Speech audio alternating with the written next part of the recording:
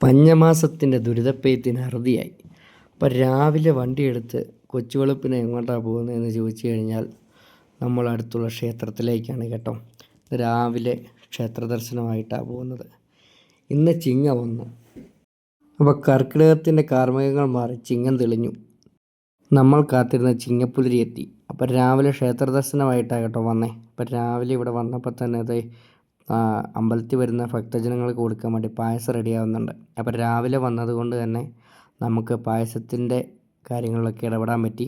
അപ്പോൾ രാവിലെ അതോ പായസം നല്ല ചൂട് പായസം തിളച്ച് മറിഞ്ഞുകൊണ്ടിരിക്കുക കേട്ടോ. അപ്പോൾ ഏകദേശം പായസമൊക്കെ റെഡിയായി കഴിഞ്ഞ് നമ്മളത് കോരി ക്ഷേത്രത്തിന് ഫ്രണ്ടിൽ വെച്ചു.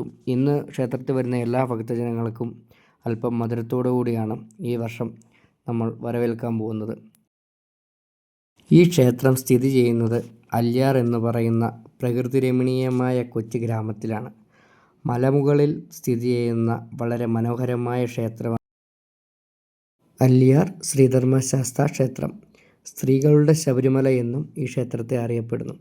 അപ്പോൾ രാവിലെ ഭക്തജനങ്ങളൊക്കെ എത്തിയിട്ടുണ്ട്. അപ്പോൾ നമ്മളും രാവിലെ പായസമൊക്കെ കുടിച്ചു. നല്ല അടിപൊളി ചൂടുള്ള പായസമാണ്. അപ്പം എല്ലാവർക്കും സന്തോഷത്തിൻ്റെയും സമാധാനത്തിൻ്റെയും ഐശ്വര്യത്തിൻ്റെയും സമ്പദ് സമൃദ്ധിയുടെയും ഒക്കെ ആയിട്ടുള്ള നല്ലൊരു ചിങ്ങപ്പുലരി പുതുവത്സരാശംസകൾ നേരുന്നു. അപ്പോൾ രാവിലെ തന്നെ ക്ഷേത്രത്തിൽ ആളുകൾ എത്തിയിട്ടുണ്ട്. അപ്പം മഴയൊക്കെ അത്യാവശ്യം ഇവിടെ ഇച്ചിരി തോർന്നു നിന്നതുകൊണ്ട് ക്ഷേത്രത്തിൽ നല്ല തിരക്കായിരുന്നു കേട്ടോ രാവിലെ തന്നെ.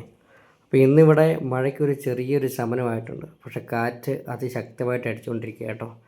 അപ്പം ഇനി ചിങ്ങം തെളിയുമെന്നുള്ള ശുഭാപ്തി വിശ്വാസത്തിൽ ഇന്നത്തെ വീഡിയോ ഇവിടെ നിർത്തുന്നു. അപ്പോൾ ഓക്കെ, ബായ്.